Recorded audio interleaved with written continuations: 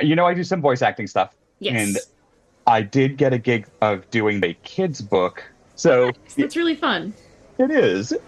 So I'm using the technique you taught me for D&D stuff, but it has been a challenge. I love my D&D NPC voice tracker spreadsheet format. It makes me very happy. I'm also very happy that it's worked out for you in your own way because I know that I had to explain like how I went about filling it out a couple of times in like a Yeah. different way for you So, to really click into it. but yeah, this has been fun. John is a actor, TV producer, does a lot of improv-based performances, a lot of off-the-cuff stuff. So even his TV shows, it was just, here's what we're trying to do, here's the start of the scene, here's the end we're trying to get to. Everyone just go. And they would just do takes and takes and takes and pick whatever one did the best fit together, and that was the whole process. The one that I fell in love with was called Quick Draw. But GEICO Caveman? Probably before your time, actually. Okay, if it was before the lizard, then yes, before my time. Gotcha. I'm glad he was willing to do this chat with me. I am really looking to unpack his collaborative concepts on creativity and like how systems of collaboration and production and like getting complicated projects from one end to the other work. I'm not sure where the conversation's going to go. Sounds like it's going to be an interesting one no matter what. I can't imagine it won't be. So he's going to be here soon, and I know what I'm going to try to talk to him about, but I have gotten very comfortable asking you what you would like to know. Ooh, this is a tough one because I have less personal relation to like anything close to TV producing. I guess you said he's prolific and like works on a bunch of different stuff. I think I'm curious if there's consistency in the people he works with. Like, does he have a go-to crew, or is it a find new people for whatever project is appropriate and stuff like that? Gotcha. On the outward-facing side, like the performance side, there's a lot of overlap with his people he's worked with, but who you're allowed to bring in as crew stuff, I don't know. I'll try to get him to unpack some of that. Cool. All right, my mug's dry. I'm going to go solve that, and I'll chat with you in 40, 45, I think, maybe a little less. Sounds good. Looking forward to it.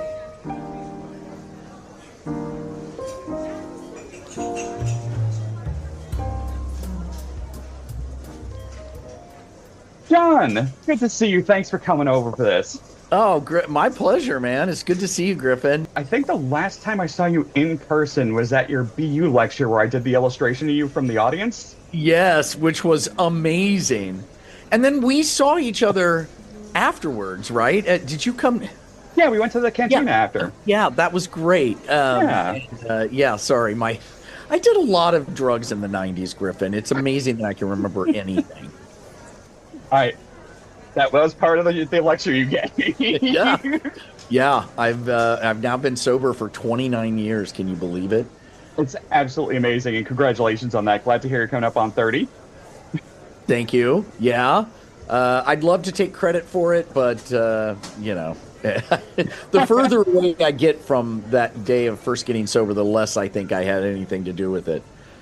I mean, that's fair. Support systems and having the right people with you to check you is kind of the most important parts. Yeah, it really is. It really is. So you're well into that Intro to Anthro with Two Humans podcast. Yes.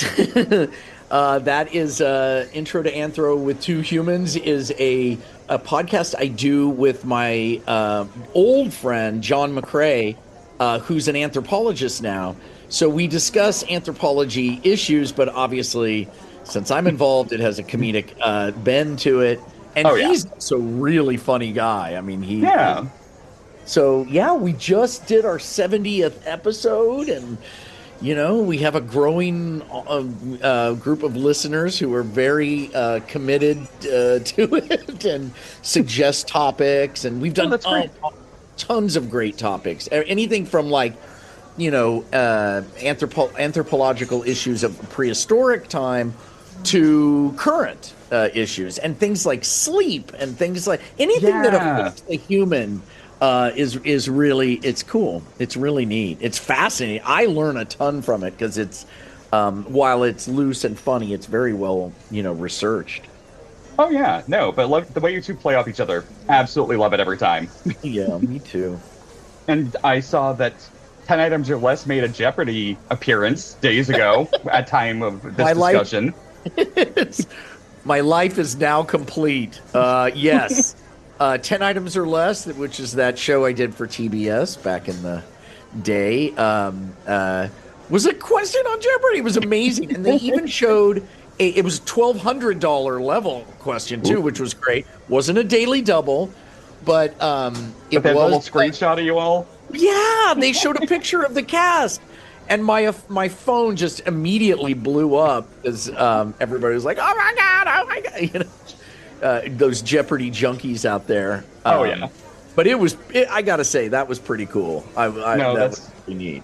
Definitely one of those little zeitgeist checkmark bench bucket list moments.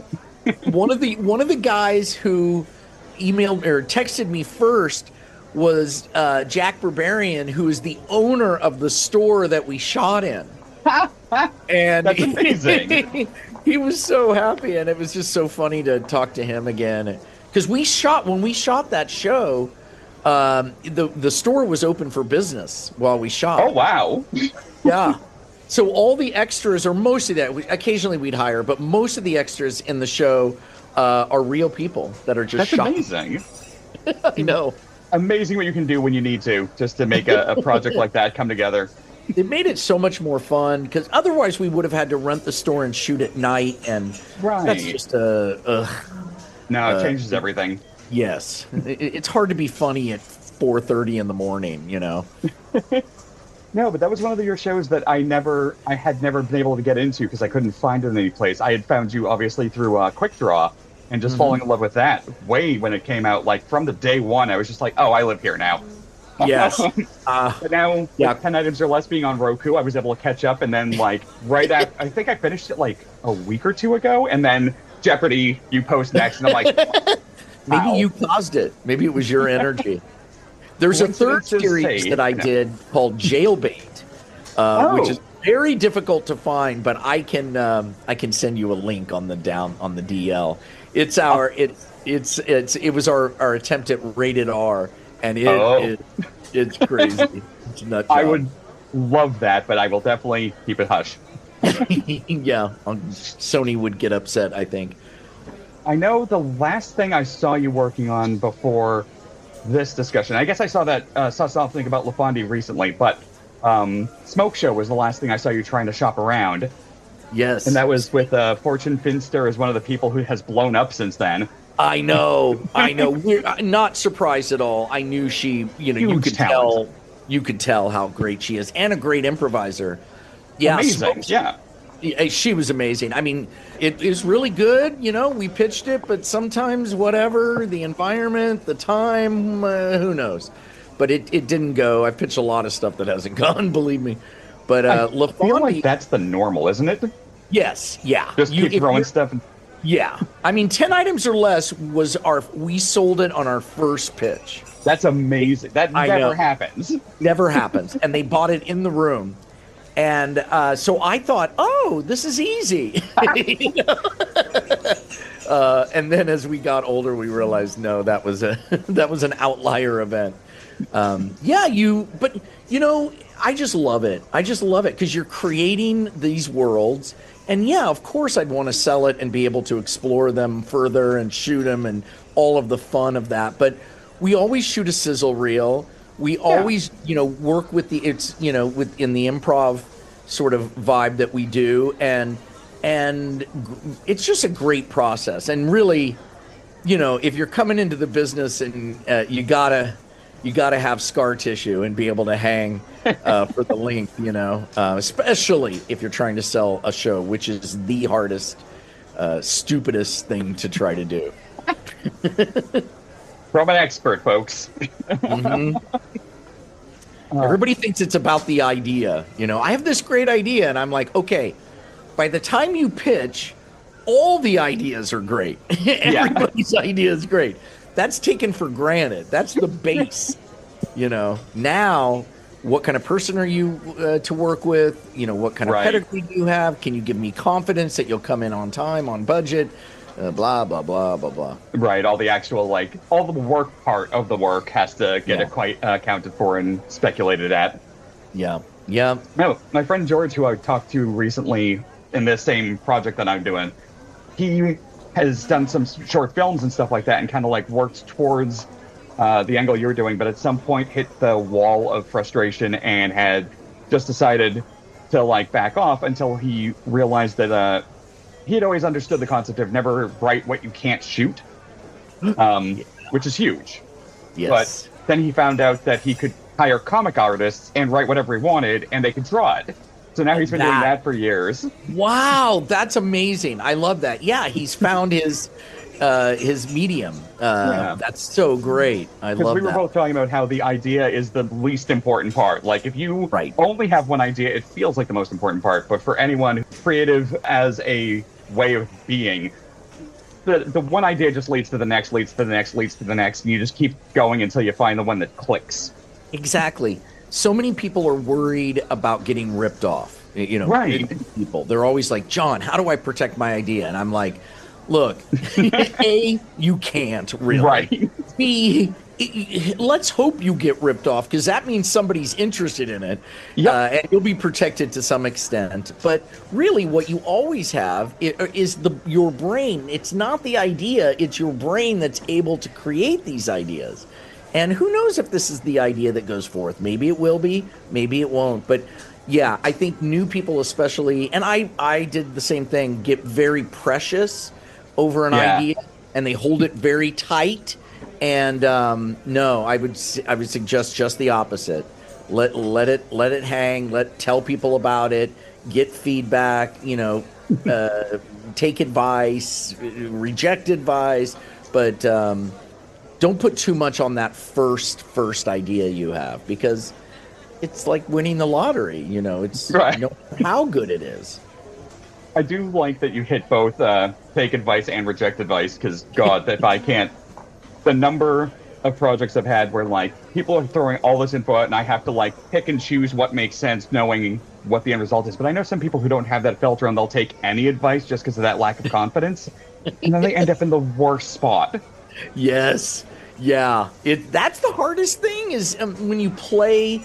I remember one of the first shows I was on, this terrible show called Weasels, years and years ago, and we had a premiere party, at our house. We brought all of our friends over to see it, and I thought, oh, this is going to be fun. And no, it wasn't, because everybody had an opinion, and they thought, oh, you should do this, and oh, I like this, I didn't like that, and I was just like, oh my God.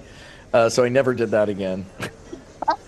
By the time a show premieres, and you probably know this too, you're so tired of it. I've seen every inch of footage a million times. I've done multiple cuts, scripts, versions. By the time it airs, I'm sort of like, oh God, I hate it. Very much ready for something new at that point. It's like, oh Jesus. It was such a battle getting to this place, But no, I know a lot of creatives have this glitch where they do think that every idea has to be protected, every idea has to be precious. Heck, even with the watercolor kit project that I've been doing, which is a manufacturing project really, but it's still so cool. Thank you. But there's still some innovation there. Everyone I've talked to is well, how do you make sure that you don't get ripped off? I'm like, I don't. I make sure that the quality hits the mark. I make sure I keep it to my standards, and I hope that whoever does copy it does a worse job. That's all I got. That's all you ever had. That's all you. It's not. And yeah, it's not like this is we let things go because it's better for our mental health. It is, but it's also we let things go because we can't hold on to them. You just can't do it. It's a losing battle. Yeah, no. There's only so much you can control, and being part of the world, that's a very small thing where you can control, and you just got to stick to it. But, okay, so how do you keep yourself focused on the next idea? I'm good at keeping a few plates spinning, and I don't know why, but I've always been that way. So I kind of triage. I have my number one baby that I'm working the most on. In this case, it's LaFondy. And then I have Which I do want to talk more about. Okay. And then I have other, my other projects are in various stages of incubation, So it's kind of like a conveyor belt, and some things are further down and something. But people are like, wow, how do you do that? And how do you keep the quality up? But for me, it keeps me excited. And it also allows me to be open to change as these things are coming, which is the hardest part. It's very hard, but it's huge if you can remain flexible. Because, like you said, if you have multiple plates spinning, even if you put the most work into one project, if one of the other ones suddenly catches interest from somewhere, you've got to be on the pivot. Which it does, and things that I've done 10 years ago that I thought were dead in the water.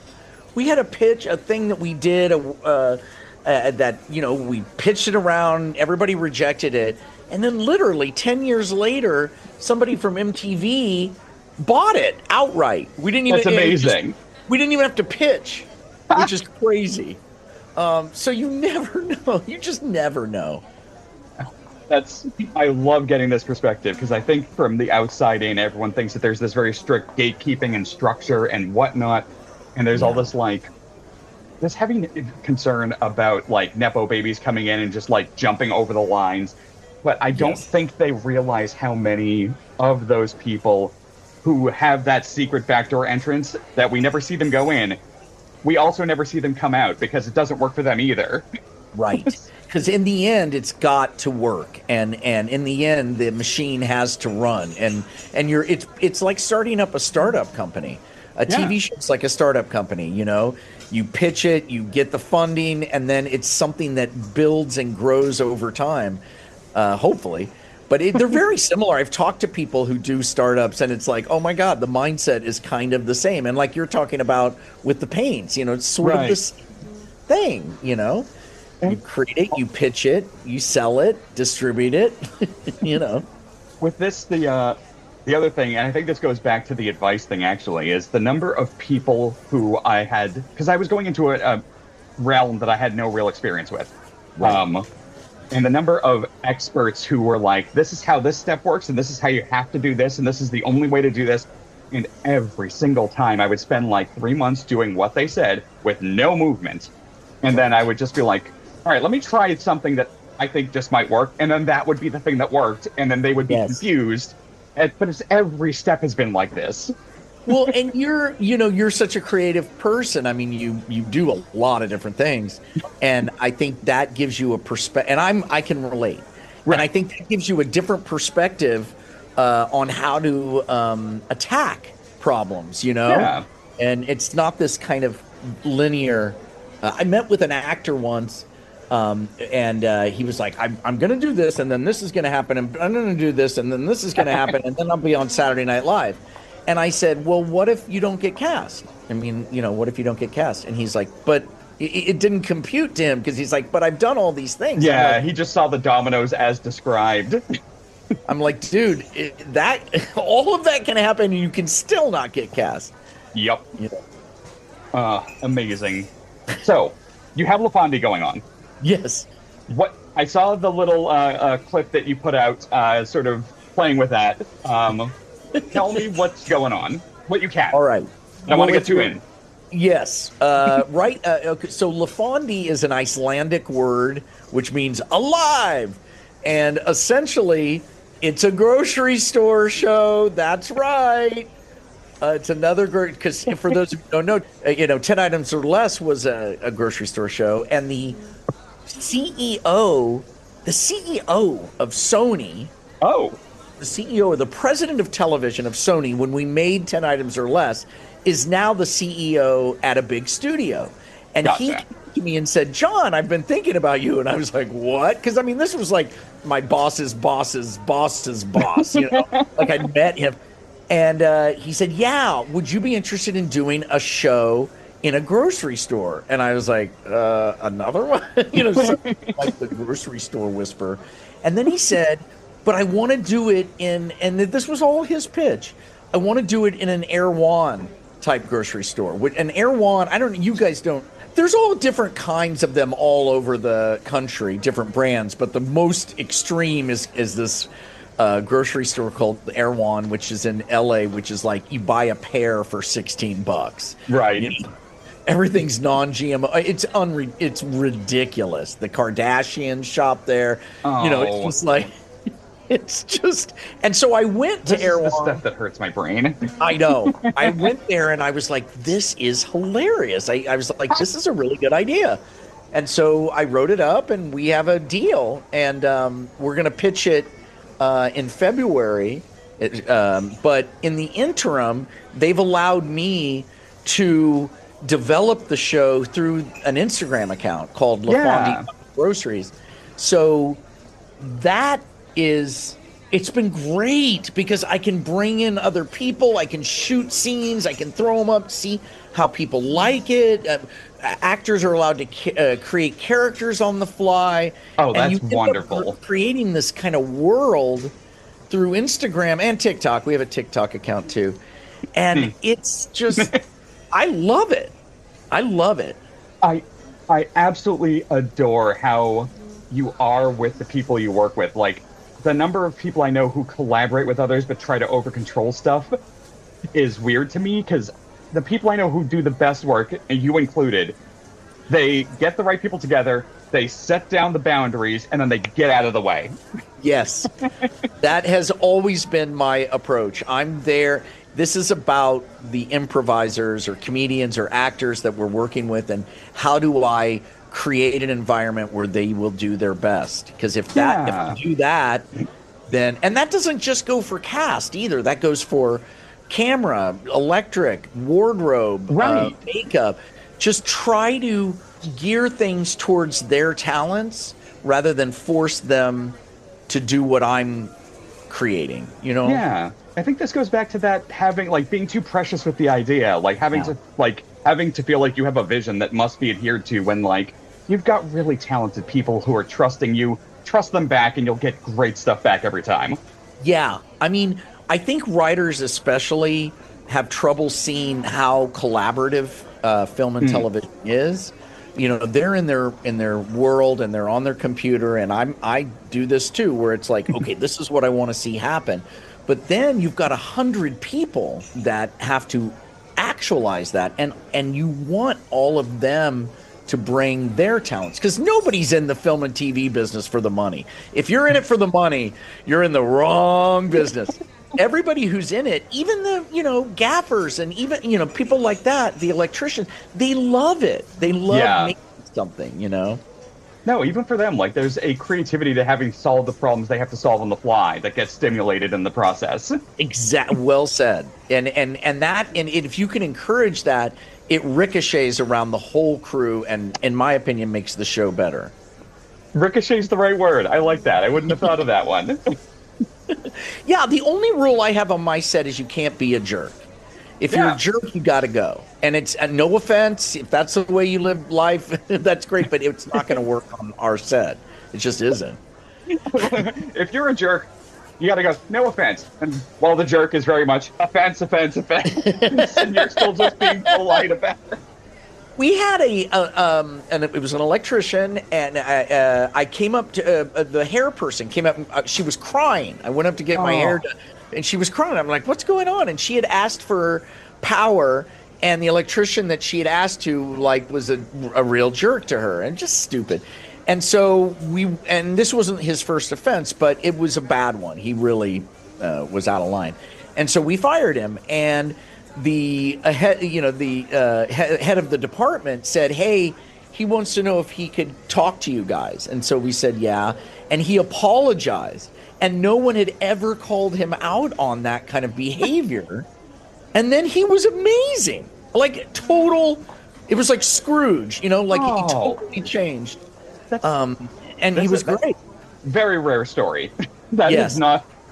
Oh no. So nobody had ever told him, hey, certain behavior is important in a workplace. And I mean, now things have gotten so much better, with the culture of film sets has gotten a lot better since Me Too and Black Lives Matter. I think that has changed a lot, and it's still far to go, but I've never seen as good as it is now, ever. No, that's great. I love that you're also the person who, lets everyone play, but will protect your people so they can. Huge. That is less common than you think. Bottom line, it's hard to be funny when someone's a jerk. Yeah. Well, the other thing I want to spotlight is I don't remember, this might be an old Japanese philosophy concept that I remember absorbing at some point. I might be wrong. But there was the idea that it's better to give a second chance to a person who's made one mistake than to kick them out and try to replace them with someone else immediately who's never made a mistake, because at least the person who's made a mistake has potentially learned something. Yeah. And giving that person the second chance and they just delivered is wonderful to hear. Now, there's many times when that hasn't happened. Of course. But that one did, and I've never forgotten it. Yes, and so, that LaFondie, so I'm back in a grocery store, man. I'm back inside a grocery store. How does that feel? Is there any, concern about the, sense of repetition, or is this just a new way to play with ideas you didn't get to with 10 items or less? Not at all. I mean, not even for a minute have I thought it that way. Because the idea is so different. It's so different. The characters are all different.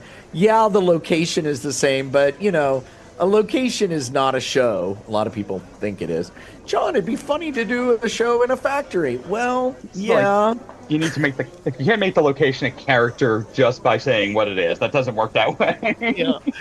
But so, it doesn't really matter, because to me, it's all, whether it's a Western, whether it's at jail, whether it's whatever, it's always about the characters and what's going on with them and the repartee between them. So I love anything that's in the public domain. I just love that, because then you can have anybody walk in. It just gives you a lot more options. Yeah, you don't have to justify it if it's just a public space like that. It's very casual, very easy to justify anyone being there for any reason. I see it. Yeah. And it's a place where we've all gone, and groceries being expensive is in the news and is in the zeitgeist, so it kind of fits. We're all sort of saying, wait, why is an apple $9 or whatever? And why is the smoothies? Oh, God. Okay, Erewhon has a meat smoothie. They have a smoothie that's meat. Wasn't that a Ren and Stimpy joke from, the mid-90s? It's real! Isn't that crazy? And it's $18. I mean, if I can't write comedy around that, I'm a dead man. Honestly, the hardest part is the fact that it's too obscure by nature. I know. It's so ridiculous. It's almost like Trump it's so ridiculous you don't really have a lot to go. No, you have to ground it before you can bounce back up. But, this is a grocery store that is kind of straddling those worlds. It was a regular grocery store that now is trying to adapt to the Whole Foods on steroids kind of clientele. Fantastic. Oh, I am so looking forward to hearing where this goes.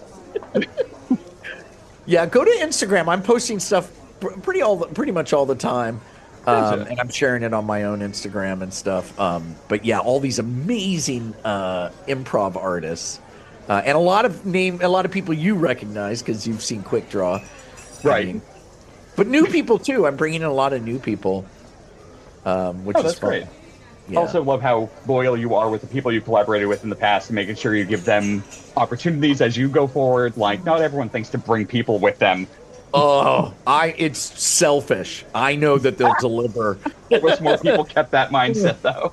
I mean, Bob Clendenin, who I put in everything I've ever done, is a genius. I mean, he's just, oh my God, it's so amazing when we're editing. It's and we're looking for an out on the scene, like a blow they call, like a funny thing where you go out on scene. It's always, what's Bob doing? What did Bob say? go to Bob's camera. Quick draw, like 90% of the time he's in a room, he's the last word before you pop out. If you look at my shows, I mean, he is, especially on the act breaks, it's almost always Bob. Just the weird thoughts he generates on the fly. Oh. Milliseconds of genius in frequent succession. And a lovely, lovely man. Just great to work with. Just, totally pro, no Love BS, it. on time. And he's been in everything, that guy. I mean, I've definitely seen him around. I'm always just, the number of times I've seen him and been like, oh, and then it takes a little too long. I'm like, right. It's Bob. Yep. I mean, you look at his resume, it's unreal. It's unreal. Amazing. I know you have to go soon, but is there anything that's been like frustrating you that you want to hit on? Because one of the things I'm trying to unpack is like toxic hustle culture and how to avoid that crud. Well, yeah, I mean, the L.A. has been in the Hollywood, the film and TV business, not so the TV business, let's put it that way, has been going through a huge change. The pandemic really shut things down, obviously. And coming out of the pandemic, there were 2 strikes. Yeah. SAG and the Writers Guild. I'm members of both unions, but those strikes, no one could perceive this, but those strikes combined, I think, with the pandemic, combined with a third element, which is that the streamer companies, in my opinion, were managing things poorly. They were going for big time hits like Game of Thrones, which is fine, but they weren't nurturing other shows along the way. They weren't building anything. And so now, and they weren't making money. You think like Netflix wasn't making money, but you look at these companies, and when you get to the bottom line, they're losing money. And because for every Game of Thrones that goes, there's 9 of them that cost $1 billion that didn't go. And so I think the shareholders who, have now been like, okay, enough. It's time to start. You look at like Discovery purchased the big like mergers and they've fired 30% of the executives. They shelved those 2 finished projects just for the tax write-offs. Yeah. Yup.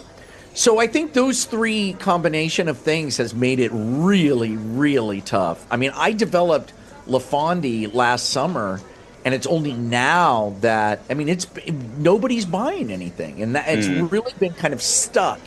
And I don't think that will continue, but it is sort of, so it's been a really rough time. A lot of people not working, a lot of people, especially on my level, not the big time A-listers, but the kind of medium level has really dissipated.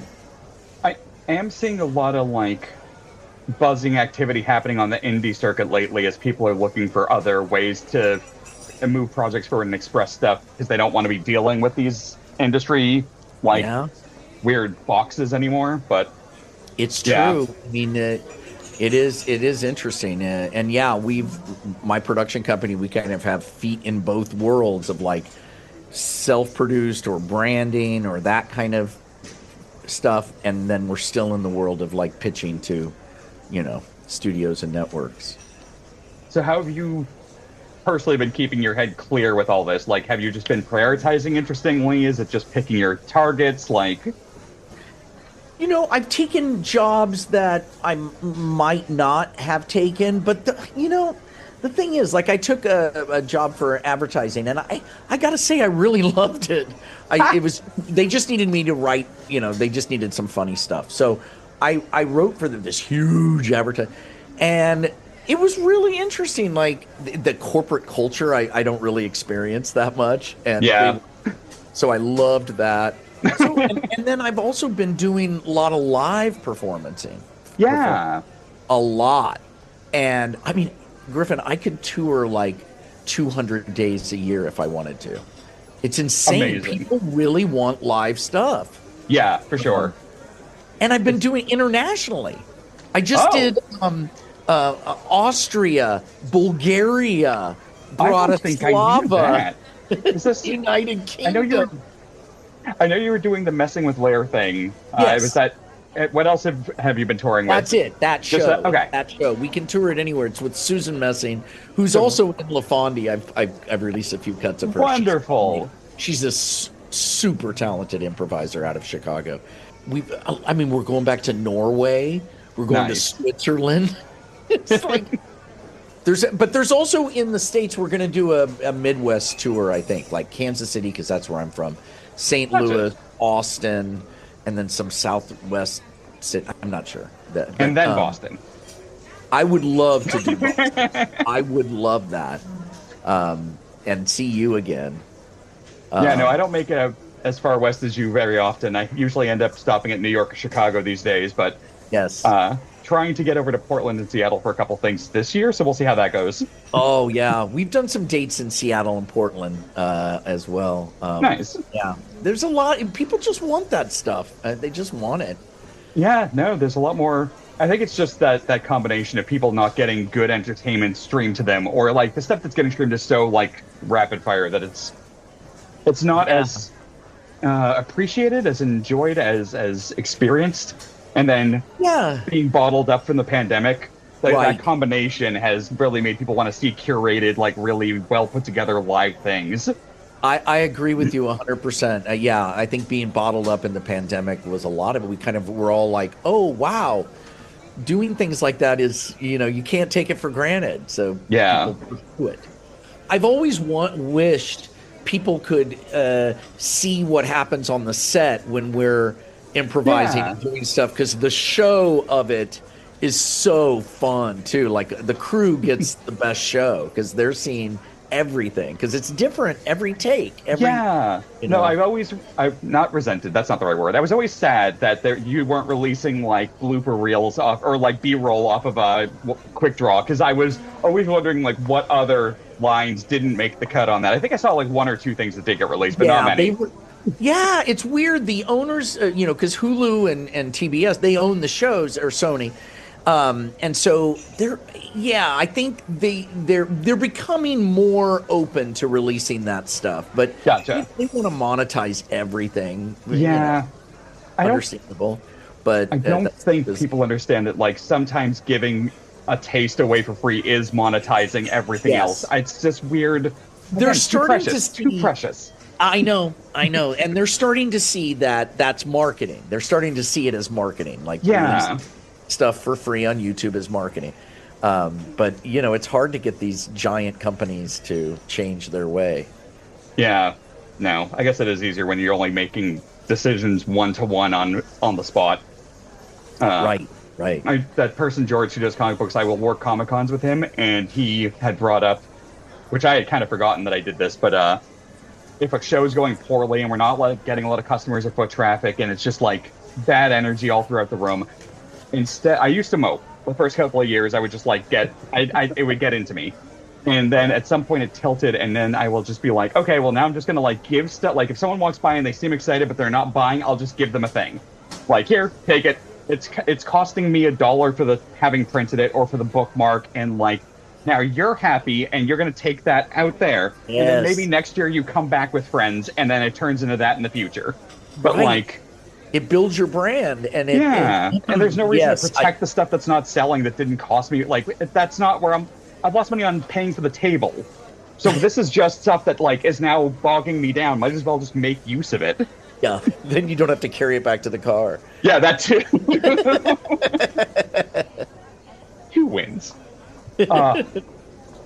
So where are you off to? Like, what's the next thing you're doing? What are you looking forward to most in the next moment? I'm gonna shoot a little another LaFondie scene. Cool. That we're coming up, and I'm going to Clemson University. Oh. To scout and cast for a student film that they want to do a feature, and so I'm gonna direct it and write it. And that's amazing. Cast, some students, some professional actors, and then professional crew, but also bring in student crew so that they can learn. So that's amazing. Yeah, I cannot wait. It's going to be so like different and fun. It's a producer that I've worked with a ton, and he's now a professor there. And he said, "Hey, I have this idea. Do you want to do it?" I was like, "Okay." Absolutely brilliant. I got to write it, which sucks. There is always the hard work next to the fun work. But I get so much done on the plane, and I travel so much now. I can really jam stuff out on the plane. I don't know why. I'm on the train to New York tomorrow, and I have like 2 illustrations due for a thing. So I was like, I'll do the lines today, and then I'll paint it on the train tomorrow, and I'll have my little kit and everyone will be looking at me like, how are you doing this on a rocking train? I'm like, you just learn. I know, I'm that weird dude on the plane who's hunched over his computer while everybody else is sleeping. But there's nobody bugs you, nobody texts, Honestly, it's my favorite thing, traveling, being in airports, because there's nothing else I can do but whatever I want. There's no intrusive thought that can take me in a different direction. It's just what's there. It's a prison of your making. Yeah. I'm only trapped by what I've brought with me. Well, thank you so much for sitting down with me and chatting. This has been hugely helpful. Thank you for having me, Griffin. You're such a great person. I just love the way you think, and I'm a fan. So that is very kind of you to say.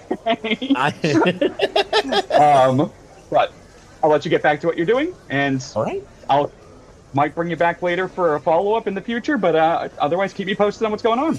Okay. Who's paying for the coffee? Me? I'll take care. I got it. Okay. I know the first step.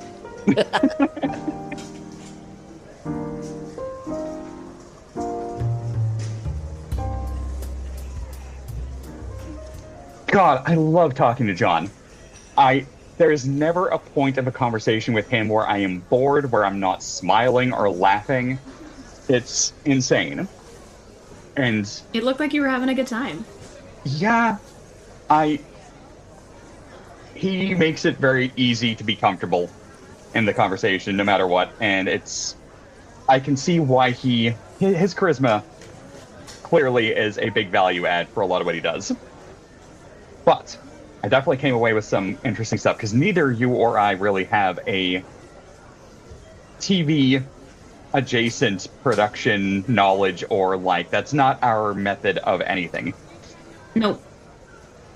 But on your point of focus before he and I started chatting, he did go into the idea of it did end up being mostly with the actors, it seemed, where when he is going into a project, he does try to bring people with him, and he specifically name dropped Bob, who I think I have seen him work with in every project that I've watched him do, and it's clearly for good reason. He just delivers, and he always hits the tone and the awkwardness that he's aiming for. He's got that kind of slapsticky vibe to himself as an actor, and it makes perfect sense. But I did love that John does have a focal value on, if you've worked with good people, keep working with those people as long as they'll come with you. And I, as someone who, as you've seen, will try to drag people from project to project, present company definitely include, then, once you have a good rapport with someone, that is invaluable, in my opinion, and I was happy to see that reflected in John's mindset, but it was a little daunting to hear how abnormal that sounded like it was. Yeah, I mean, there's I think a difference somewhere. There's a line between knowing good people and continuing to work with them, and just outright harmful cronyism. Yeah. It's a tricky balance to find. Sometimes, especially in the professional sphere, for a paid gig, it can sting to see that it went to somebody's best friend instead of an actor that you know and like, or even yourself. But in academic theater, or in just fun projects that you're doing, I think having a network of people you're friends with, but also people that you can really trust on a professional level is really important. I'm helping out one of my friends with her senior thesis, and something that she kept reiterating to me as she was like asking me to do her this favor, which I don't consider it a favor. I'm super excited that I get to do this because she's brilliant. But something that she kept reiterating to me was that she has a lot of trust in my ability as an actor and my like level of professionalism, and she has absolute faith in me to be able to do her main character justice. Like, Heck that just yeah. means the world. That's amazing. Those are the moments that like can carry you forever. Yeah, absolutely. There is something John specifically hit the point of, at least in the TV world, in the production cycle, in the way that like it has to move through certain chains and gates before it becomes an actual thing. While you will have someone who gets a role or gets their foot in the door because they know someone or because they related to this person, somebody called in a favor, there is a little bit more in that machine, which probably has something to do with the corporate construct of it. But if you can't deliver once you're there, then a lot of those advantages end up useless. Obviously, like we see from the outside stuff that gets published, produced, Released? circulated. like M. Night Shyamalan recently put his daughter in a project and like literally made the project to focus on her. And there was a lot of criticism because people didn't think that she did fulfill the requirements. And that's got to be really rough. But like in most multifaceted systems where it's not just essentially a vanity project being put together by somebody in the industry, there are a little bit more buffers and gates to keep that from ending up as the end result. There is It's that. interesting. I don't have a direct point of reference for what you're talking about, so purely from the information you've given me, I think it's interesting that people are talking about this person not being able to fulfill the requirements of the role when, according to the information that you gave, it was made for them. Yeah, it's very interestingly weird that like criticism is directly in face of both intention and control. And I mean, audience is gonna audience, but yes, Patrick H. Willem, who does a fantastic YouTube channel, did a episode kind of teaching people how film criticism, like a nice beginner crash course for talking about films. And there was definitely a focal point. Critics or audiences trying to take a critical perspective against a work because it's not what they thought it was going to be is very different than considering the intention of the project and what they were trying for. I think that's an important thing to learn, especially as a creative yourself. Generally you, not specific call out. Especially in creative fields, strong opinions form. And it's difficult, but it is a reckoning you have to have of like, some things just aren't for you. Sometimes you're gonna hate a thing, and that doesn't make it bad. And even if it is bad, you can still dislike it for, you know, superficial reasons, and not because it is not high art. I like when you do the other voices. One of my exes, a point of contention I would repeatedly trigger in her was if we were watching a movie together, I would sometimes just make a noise and like, oh. And she would think that I was criticizing it in a dislike way. And I'm like, no. Like, you're a scientist, and if you saw someone trying to solve a problem, you'd still notice what they did different than what you would have done. That's not you saying they're doing it wrong necessarily. This is the same thing. I write stories. I didn't think that was going to be the payoff to that like setup. But yeah, she would get really aggravated with me and just would not accept that I was not. She was just stuck on thinking I hated things that she wanted me to like. I'm trying to think if I have something about like. I don't think I do. That's fair. Like, right. I've griped enough. That I don't fair. need to complain again. But no, overall, it is just nice to see that there are collaborative standards and there are people who are operating in these roles of kind of leading projects where they are taking everyone into consideration in the way these projects work and making sure that everyone feels valued and gets to shine. Yeah, I absolutely agree. I think it's very meaningful and it's also a great way to build a network. It's a great way to make yourself somebody who is loved in what you do if you are clearly careful about your people. Yeah, yeah. So that being said, if there's anything you ever need, remember to let me know. I know, I have promised. I got you. Uh, Well, I have my third ever bartending shift in just Ooh. a half hour or so, so I gotta go brush up on my classic cocktails. And I'm very excited that the long con I've been playing at my big adult job has finally panned out, and now I'm on the bartender list. I am so happy you finally got there because I know you were kind of excited about the concept for a while, and I'm a little envious. I've been planting seeds for as long as I have worked there. Go have fun slinging drinks. I will talk to you next time. Sounds good.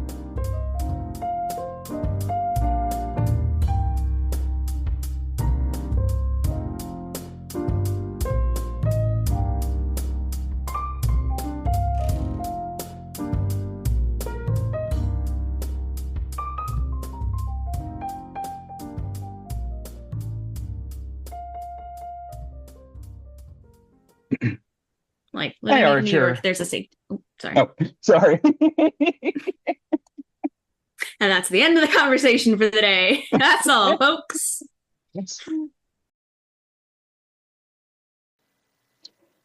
If you enjoyed this episode, we have plenty more, and you're encouraged to subscribe or follow. If you're curious, head to shadedareas.com for more information about the show and other projects related to us. If you're generous, head over to patreon.com/createartrepeat, where you can support the show. Thanks for listening, and until next time, stay thoughtful, stay playful, and keep creating.